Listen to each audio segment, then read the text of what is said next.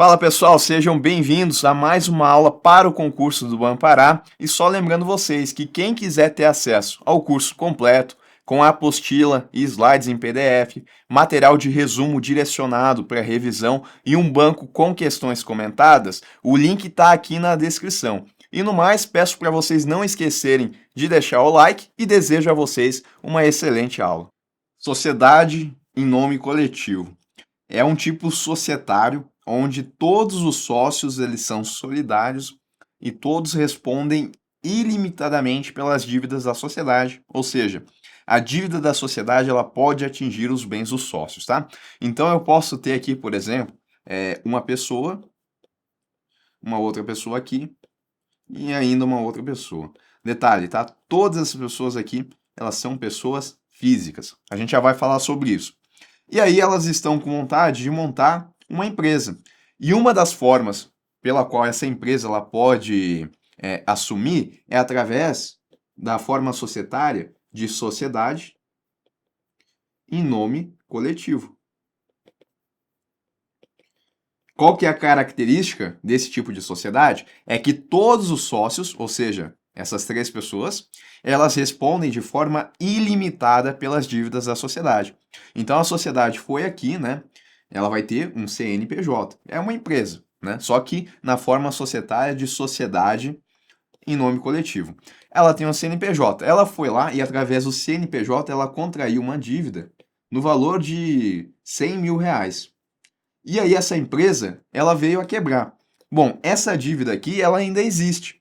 E ela foi contraída pela empresa. Mas os sócios aqui, eles respondem de forma ilimitada pelas dívidas dessa empresa. Então, os sócios, na figura de pessoa física aqui, eles vão ter que arcar com essa dívida que foi assumida pela empresa, já que a responsabilidade deles é ilimitada e os seus bens pessoais vão poder ser atingidos. Tá bom? Bom, sem prejuízo da responsabilidade perante terceiros, podem os sócios, no ato constitutivo ou por unânime convenção posterior, limitar entre eles a responsabilidade de cada um, tá? Então a dívida é de 100 mil. No momento aqui, então, aonde eles definirem no ato constitutivo, eles podem daqui a pouco estipular que esse sócio aqui, ele é responsável por 40%. Esse daqui por 40% e esse daqui apenas por 20%. Mas eles vão responder pelo valor da dívida, né? Isso não vai afetar terceiros. Só que a responsabilidade entre eles pode ser diferente, tá? Característica da sociedade em nome coletivo. Uma outra característica muito importante é que apenas pessoas físicas podem ser sócios de uma sociedade em nome coletivo e também a administração da sociedade cabe exclusivamente aos sócios, não podendo um terceiro exercer esse papel. Então vamos lá. Principais características da sociedade em nome coletivo: responsabilidade ilimitada e solidária dos sócios. Segunda característica: apenas pessoas físicas podem ser sócias de uma sociedade em nome coletivo. Terceira característica: a administração dessa sociedade aqui não pode ser por um terceiro que não seja sócio da empresa, tá? Então, esses são os principais pontos. E a dissolução de uma sociedade em nome coletivo, né, que é quando a gente tem um encerramento da sociedade. Quando que vai acontecer? Quando a gente tiver o seguinte, tá? Se a sociedade em nome coletivo é, ela foi definida com um prazo de duração, né, se não foi prazo de duração indeterminado, mas se teve um prazo de duração de 4 anos, por exemplo, né, o tempo pelo qual essa sociedade vai funcionar, vencido o prazo de duração, então, salvo se vencido este e sem oposição do sócio, não entrar a sociedade em liquidação, caso que se prorrogará por tempo indeterminado, tá? Então, a princípio, venceu o prazo, dissolução da sociedade. Salvo ser vencido esse prazo e não tiver oposição de sócio, a sociedade não entrar em liquidação. Daí, nesse caso, ela vai passar a vigorar com prazo de duração indeterminado, tá? E agora, se ela foi constituída com prazo de duração indeterminado, daí essa primeira situação já não vai valer, né? Porque daí não tem um prazo de duração. Por consenso unânime dos sócios, eles decidiram, então, encerrar a sociedade, por consenso unânime, pode acontecer a dissolução. A deliberação dos sócios por maioria absoluta na sociedade que tenha um prazo indeterminado, porque quando tiver prazo determinado, a gente viu que quando terminar o prazo, né, vai acontecer o encerramento, a não ser que os sócios não coloquem ela no estado de liquidação. A extinção na forma da lei, de autorização para funcionar. Então, a autorização que ela tinha para funcionar, ela não existe mais, vai acontecer a dissolução, ou em caso de declaração de falência, tá? Então, são possibilidades aqui onde eu tenho a dissolução da sociedade em nome coletivo. Sociedade por cotas de responsabilidade limitada, tá? Esse cotas aqui, tanto com Q ou também dessa forma aqui com C, tá? Tá valendo os dois. Vamos lá, então. Característica aqui, na sociedade limitada, olha só, já peguem os pontos, né? Se antes aqui eu tinha uma sociedade que a responsabilidade era ilimitada, e aqui eu estou falando que essa daqui, ela é limitada, a gente já começa a pegar os detalhes, tá? A responsabilidade de cada sócio é restrita ao valor de suas cotas, mas todos respondem solidariamente pela integralização do capital social. Tá? Podem ser constituídas por um ou mais sócios. Vamos entender o seguinte, né? De novo, eu tenho, né, 3 pessoas aqui que elas querem abrir uma empresa. E aí elas perceberam que abrir a empresa na forma de sociedade em nome coletivo talvez não fosse a melhor ideia para aquela situação delas. E aí elas resolvem então abrir a empresa na forma de sociedade por cotas de responsabilidade limitada. Como é que funciona? Essa empresa, ela precisa de um capital para funcionar. Tá? Esse capital vai ser o dinheiro que a empresa vai utilizar para começar suas atividades. Vamos pensar que o capital que foi definido, o capital social, ele foi definido em 100 mil reais. Vai ser o valor inicial para que essa empresa consiga fazer as suas operações. E os sócios, então, eles vão ter que subscrever esse capital social, tá? Vão ter que integralizar, vão ter que colocar esse dinheiro lá na empresa. O detalhe é que esse capital ele vai ser dividido em cotas. Então eu pego esses 100 mil reais, por exemplo, e eu divido em 10 cotas. Cada cota vai ter o valor, 10 cotas eu falei, né? Cada cota vai ter o valor de 10 mil reais. E aí, cada sócio vai ser responsável por integralizar. Olha só, quando eu falo que eles vão integralizar, significa que eles vão pegar dinheiro deles, né? Por exemplo, aqui, esse primeiro sócio ele vai integralizar 20 mil reais. Significa que ele vai mandar 20 mil reais lá para a empresa. E aí, esse dinheiro vai passar a ser da empresa. Ele, como ele fez isso, né, 20 mil reais, ele tem 2 cotas dessa empresa. Se o nosso outro aqui sócio ele for lá e ele integralizar 40 mil reais, ele vai ter 4 cotas. E daí, né, o nosso terceiro sócio também, 40 mil reais, vai ter 4 cotas, tá?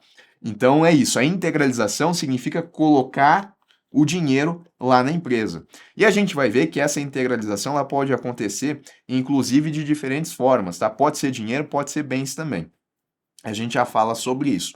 O ponto aqui que tem que ficar claro, primeiro, é que o capital social ele é dividido em cotas e os nossos sócios eles vão ser detentores dessas cotas, tá? Essas cotas elas podem ser iguais ou desiguais e cada sócio aqui pode ter uma ou várias cotas. No nosso exemplo aqui, né, esse primeiro sócio ele tinha 2 cotas e os demais cada um tinham 4 cotas.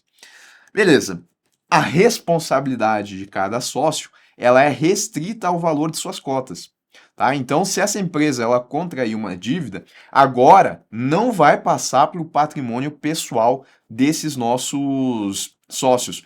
O que eles são responsáveis é apenas pelo valor das cotas que eles integralizaram. Então, esse nosso primeiro sócio, ele vai ser responsável apenas por 20 mil reais. Esse nosso outro sócio, apenas por 40 mil, e assim também para o terceiro sócio. Antes, eles respondiam de forma ilimitada. Aqui, a responsabilidade deles é limitada pelo valor que eles integralizaram. E não vai, então, passar aí para o patrimônio pessoal de forma ilimitada, como pode acontecer na sociedade em nome coletivo. Esse é um ponto também importante, tá? Agora, percebam aqui que eu falei no finalzinho que todos respondem solidariamente pela integralização do capital social. Isso, tá? Esse é um ponto também. O que significa isso? Né? Antes de acontecer a integralização, né, esses nossos sócios, eles vão dizer no ato constitutivo dessa sociedade qual que vai ser o valor que eles vão integralizar, que é o que a gente chama de capital subscrito, tá? Então, por exemplo, esse nosso sócio, ele falou que vai integralizar 20 mil reais. Esse outro que falou que vai 40 e esse outro que falou que vai também colocar 40. Mas não necessariamente eles vão colocar exatamente nesse primeiro momento. Pode ser que eles coloquem daqui um mês, daqui 2 meses, depende de como vai funcionar a empresa, tá?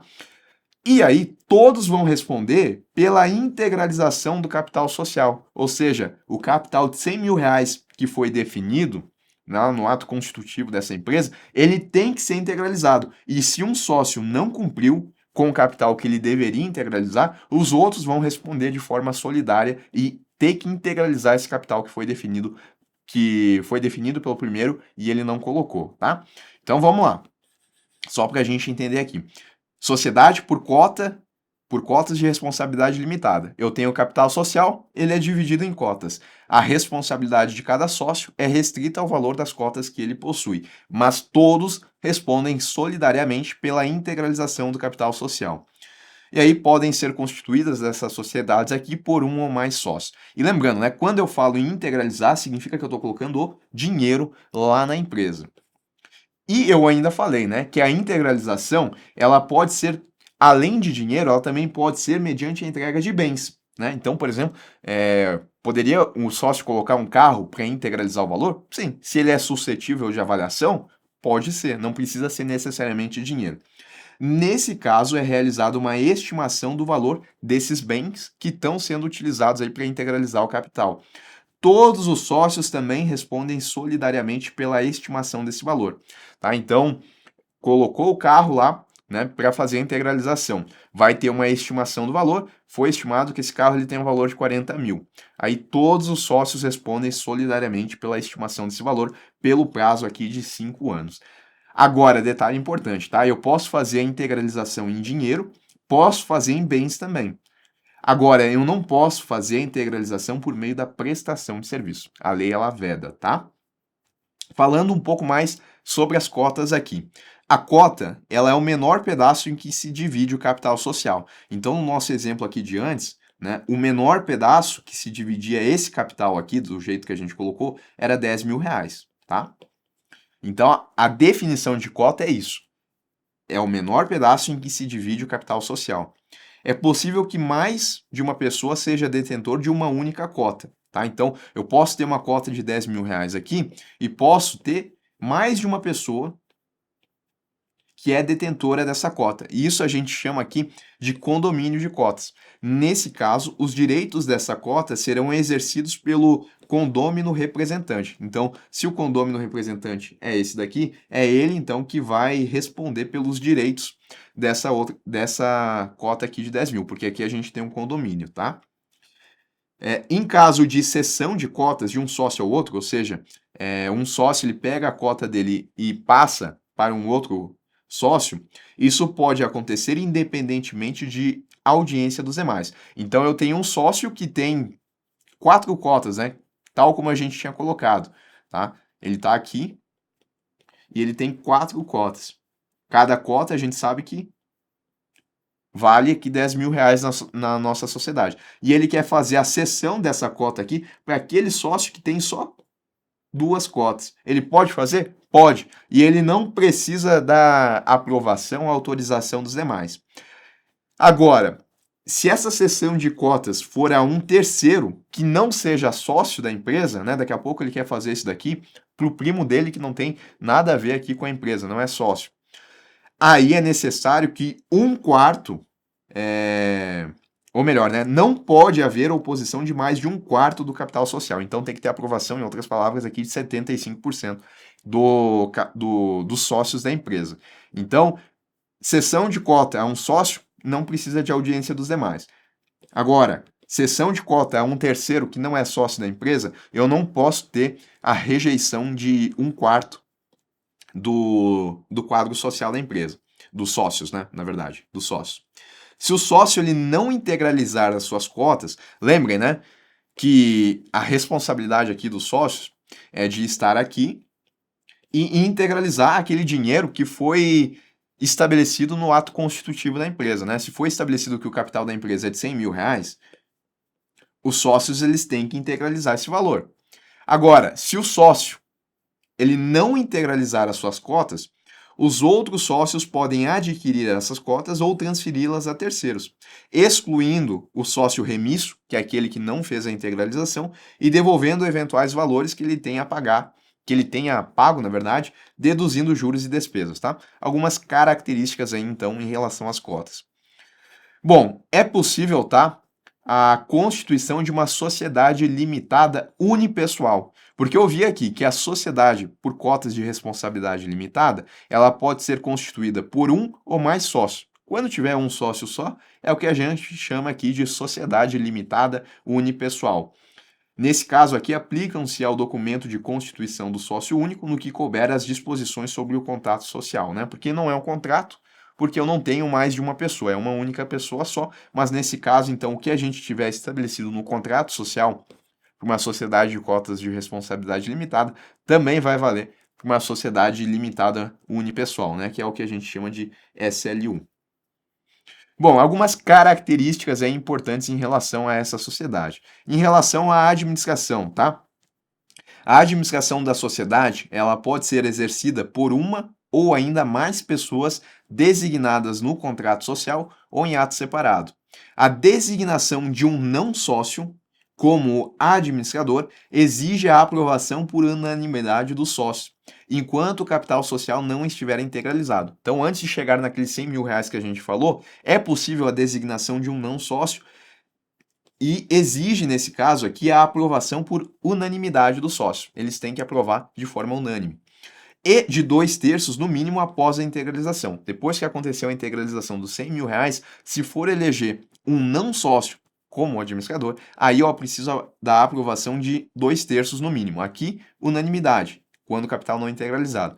Integralizou, 2/3. Administradores devem tomar posse assinando um termo no livro de atos e a nomeação tem que ser registrada oficialmente. A cassação, ela ocorre por destituição ao término do prazo e deve ser registrada. A renúncia, ela é válida após a comunicação e registro, tá? Aqui em relação ao administrador, então, a cassação vai ocorrer por destituição ao término do prazo. Conselho fiscal. A gente pode ter a criação de um conselho fiscal pelo contrato social com 3 ou mais membros e suplentes, sócios ou não, eleitos à Assembleia Anual. Sócios minoritários, que são aqueles que não têm uma representatividade muito grande na empresa, desde que eles tenham 20% do capital social, eles podem eleger pelo menos um membro para o Conselho Fiscal. A remuneração dos membros do Conselho Fiscal é fixada pela Assembleia dos Sócios e os membros devem examinar, né, a principal função aí do Conselho Fiscal é que eles devem examinar trimestralmente os livros da sociedade, registrar os resultados e apresentar um relatório anual à Assembleia. Eles também devem denunciar irregularidades e convocar a Assembleia se necessário. Eles vão cuidar aí de algumas funções importantes da empresa.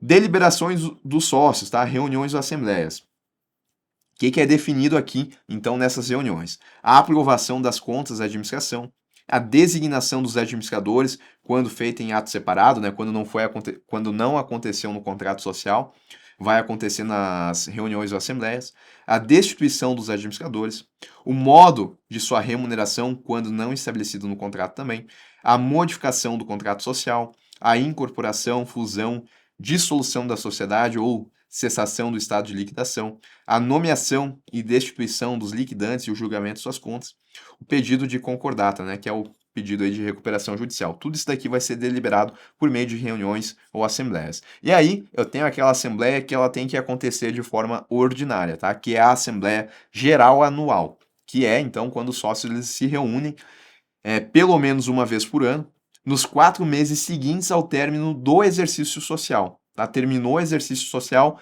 até 4 meses após esse término, os sócios eles têm que se reunir com o objetivo de tomar as contas dos administradores e deliberar sobre o balanço patrimonial e o resultado econômico. Quando eu falo tomar as contas, é que eles vão verificar essas contas, né? Ver se não tem alguma irregularidade. Ver se está tudo certo também, se está atingindo o objetivo da empresa.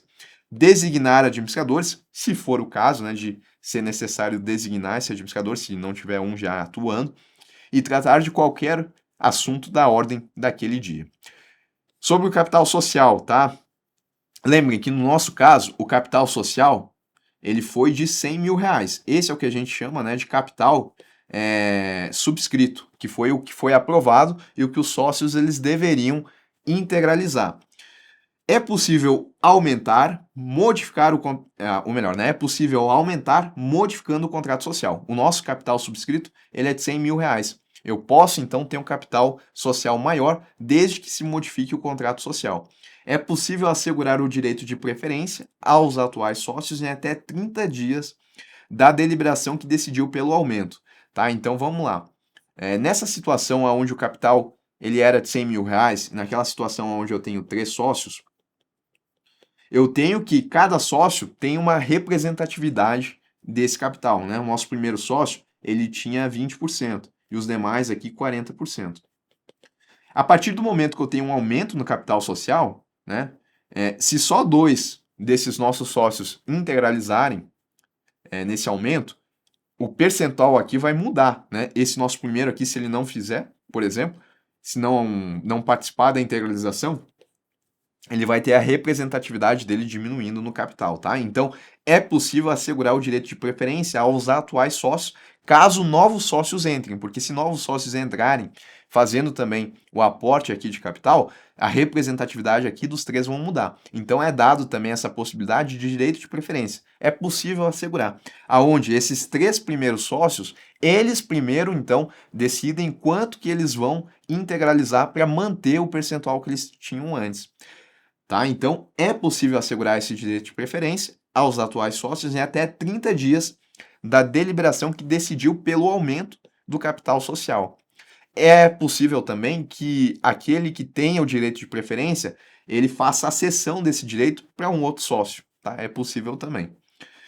E a redução do capital social, né? O capital era de 100 mil. Será que é possível reduzir esse capital? Sim, tá? Quando houver perdas irreparáveis e, de novo, modificando o contrato social da empresa. Em relação à exclusão da sociedade, exclusão de um sócio, tá? É possível que a maioria dos sócios excluam um sócio minoritário quando entendido que ele está pondo em risco a continuidade da empresa, tá? É situação aqui de justa causa, então os majoritários, outros sócios, podem excluir um sócio minoritário. E a dissolução, quando é que vai acontecer a dissolução de uma sociedade por cotas de responsabilidade limitada? Quando, então, eu tiver uma sociedade que ela tem um prazo de duração, quando vencido esse prazo, tá? A não ser que tenha oposição do sócio, e aí a sociedade ela não entrar em uma situação de liquidação, tá? Se acontecer isso, dela passa a vigorar com prazo de tempo indeterminado. Por consenso unânime dos sócios, a deliberação dos sócios por maioria absoluta, naquela sociedade que ela não tem um prazo de duração definido, né, que ela seja por prazo indeterminado, a extinção na forma de lei da autorização para funcionar, ou então a declaração de falência, tá? São aqui casos onde eu vou ter a dissolução de uma sociedade por cotas de responsabilidade limitada. Bom, eu tenho também a sociedade anônima, que é uma forma de organização empresarial em que o capital social aqui ele é dividido em ações. E a responsabilidade dos acionistas é limitada ao preço de emissão das ações subscritas ou adquiridas, tá? Então vamos lá. Eu tenho aqui as pessoas, né, de novo, e essas pessoas querem montar uma empresa. Essa empresa vai ter um capital no valor de 100 mil reais. Essas pessoas vão ter que, então, subscrever esse capital, posteriormente integralizar em dinheiro, pode ser. E o detalhe é que esse capital social, aqui numa sociedade anônima, ele é dividido em ações. Tá? E aí eu posso ter 10 ações valendo 10 mil reais, por exemplo. A responsabilidade dos sócios, ela é limitada ao preço de emissão das ações subscritas. Subscritas, se eu estiver falando dos sócios, então, que subscreveram o capital, ou adquiridas, que são sócios que entraram depois comprando essas ações no mercado, por exemplo. A sociedade anônima, ela pode ter como objeto qualquer atividade econômica com fins lucrativos, desde que não contrarie a lei, a ordem pública e os bons costumes. Tá? Em relação ao estatuto social, ele é o documento de constituição da sociedade anônima. Ele define o objeto da companhia de modo preciso e completo, e ele também estabelece que a companhia ela pode participar de outras sociedades, mesmo que essa participação não esteja prevista no estatuto, tá? Então, aliás, né, a companhia ela pode participar de outras sociedades, mesmo que isso não esteja previsto no Estatuto Social. Beleza, então, tá? Sociedade anônima, eu tenho capital social dividido em ações e a responsabilidade dos sócios aqui, ela é limitada ao preço de emissão dessas ações subscritas ou adquiridas. No nosso exemplo aqui, né, a ação, ela tem o preço de R$ 10.000. E aí uma outra pessoa poderia comprar essa ação aqui por R$ 10.000 e a responsabilidade dela seria pelas ações adquiridas, pelo preço das ações adquiridas. Uma sociedade anônima, ela pode ser classificada como uma SA aberta, sociedade anônima aberta, ou uma sociedade anônima fechada. Ela vai ser aberta quando os seus valores mobiliários, as suas ações, forem admitidas à negociação no mercado, tá? Então, é aquela situação, né? A empresa ela tem o seu capital social dividido em ações e essas ações elas estão à venda em mercado, no ambiente de bolsa de valores. Uma pessoa de fora que não tem nada a ver com essa empresa pode acessar esse mercado e comprar essas ações e vai virar uma sócia dessa empresa, né? Esse é o tipo de SA que tem o seu capital, então, aberto ao público. Uma companhia aberta, ela tem que registrar na CVM, tem que se registrar na CVM e tem que registrar todos os valores imobiliários que vão ser ofertados ao público, tá? Então, são dois registros. Primeiro, o registro da companhia lá na CVM. E segundo, o registro das ações, né? Se a gente estiver falando das ações que vão ser negociadas ao público, que vão ser ofertados ao público. Valores imobiliários aqui podem ser ações, podem ser debêntures também, mas tem que estar registrado lá na CVM quando for uma oferta pública, tá? E um outro detalhe, tá? Quando eu falo de uma sociedade anônima, eu também posso chamar essa sociedade anônima de uma companhia, tá? Também é aceito essa forma aqui de denominação. E uma SA fechada. Se na SA aberta existe essa negociação no mercado, na SA fechada não, tá? Ela é uma companhia que não possui seus valores mobiliários admitidos à negociação no mercado. E aí, né, não acontece essa oferta pública. Se a pessoa ela for entrar numa SA fechada, vai ser o que a gente chama de uma oferta privada. Características aqui da sociedade anônima, tá? Constituição. Preciso, então, a subscrição de todas as ações do capital social, tendo como, no mínimo, duas pessoas, tá? O número mínimo de duas pessoas. Então, naquela situação, né, o capital social ele tem que ser subscrito por todas as pessoas. No nosso exemplo, a gente tinha 3 pessoas. Essas 3 pessoas têm que subscrever totalmente o capital social dessa empresa. Quando eu falo realização, é integralização, tá? A integralização, a realização como entrada de 10% no mínimo do preço de emissão das ações subscritas em dinheiro. Então, essas 3 pessoas aqui, elas têm que subscrever o total de R$ 100.000. Lembrem que a integralização ela pode acontecer depois, mas na sociedade anônima é necessário que tenha uma entrada de pelo menos 10% do valor. 10%, né? Lembrem que as ações aqui, elas valem R$ 10.000. O nosso primeiro sócio, ele tem 20%. Ou seja, tem duas ações. Ele tem que integralizar o valor de R$ 20.000. Ele vai ter que dar uma entrada de pelo menos 10%. Essa entrada é de R$ 2.000. E essa entrada, detalhe, ela tem que ser em dinheiro, tá? E isso, né, o valor então que vai ser realizado, que foi integralizado, ele tem que ser depositado ou no Banco do Brasil ou uma outra instituição financeira que foi autorizada pela CVM, que aceita então receber esse tipo de depósito, tá? Esse depósito em dinheiro, ele tem que ficar depositado em uma instituição financeira. Em relação à subscrição, né, que a gente acabou de ver. Quando eu falar de uma subscrição pública, significa que as ações são oferecidas no mercado para qualquer pessoa que possa comprar. É o caso de uma SA aberta. E uma subscrição particular, apenas determinadas pessoas subscrevem um capital social, mas não é feita uma oferta pública. É o caso de constituição, né, de uma sociedade. Ela não vai se constituir na forma de uma sociedade aberta, provavelmente, né? Ela vai ser constituída aqui restrita aos sócios que estão colocando o dinheiro, e nesse caso, né, vai ser uma subscrição particular. Aumento do capital social, tá? O capital social aqui de R$ 100.000. Emissão de novas ações dentro do que está previsto no estatuto como capital autorizado. Então, o capital subscrito, ele pode ter o valor aqui de R$ 100.000, mas lá no estatuto pode ter também uma previsão do capital autorizado. Esse capital autorizado, vamos supor que ele seja de R$ 200.000. Isso significa que é possível que aconteçam emissão de novas ações até o valor de R$ 200.000, sem necessidade de uma assembleia, sem necessidade de uma reunião dos sócios, para aumentar esse capital social, fazer uma modificação no estatuto, não é preciso, porque lá no estatuto já foi definido que o capital autorizado é de 200 mil. Ele está em 100 mil, foi isso que foi subscrito, mas é possível aumentar até R$ 200.000 sem maiores dificuldades, apenas vai ser necessária a emissão de novas ações. Tá? Conversão em ações de debêntures ou partes beneficiárias e pelo exercício de direitos conferidos por bônus de subscrição ou de opção de compras de ações. Tá? Também é possível acontecer esse aumento no capital social através de conversão de ações de debêntures ou partes beneficiárias e também pelo exercício de direitos conferidos.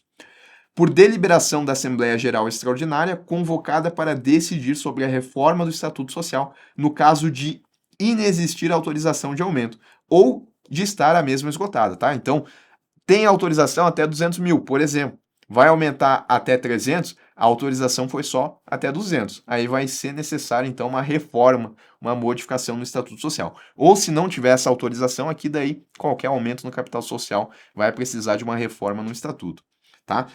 Também vai acontecer aqui o aumento do capital social quando acontecer a capitalização de lucros e de reservas. E a redução do capital social.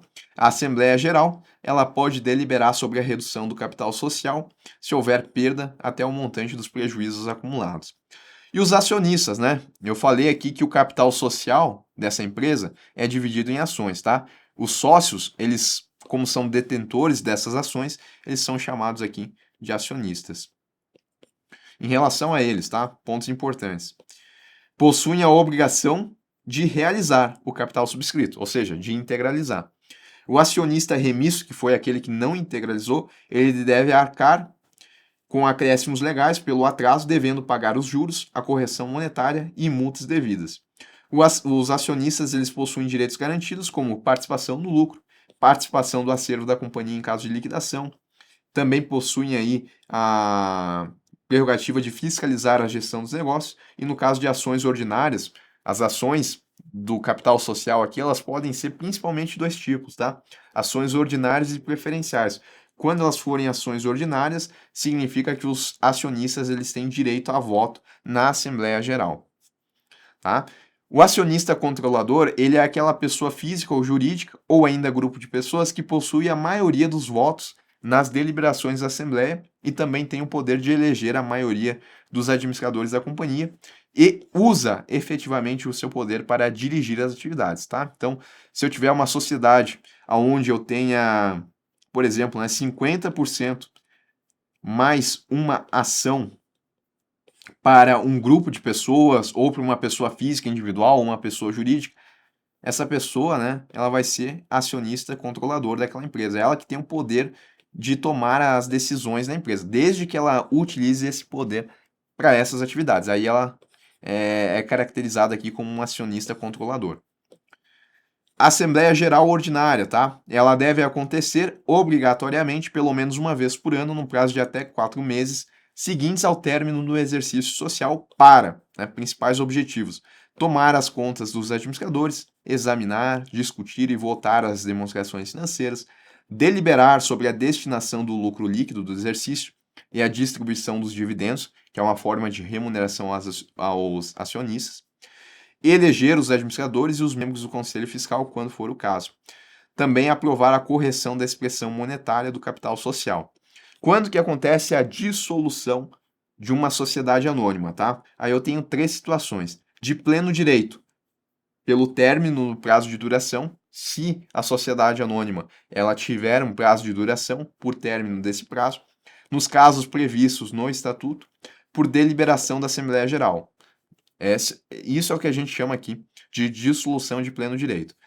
Dissolução judicial, quando anulada a sua constituição em ação proposta por qualquer acionista, quando provado que não pode preencher o seu fim em ação proposta por acionistas que representem 5% ou mais do capital social em caso de falência.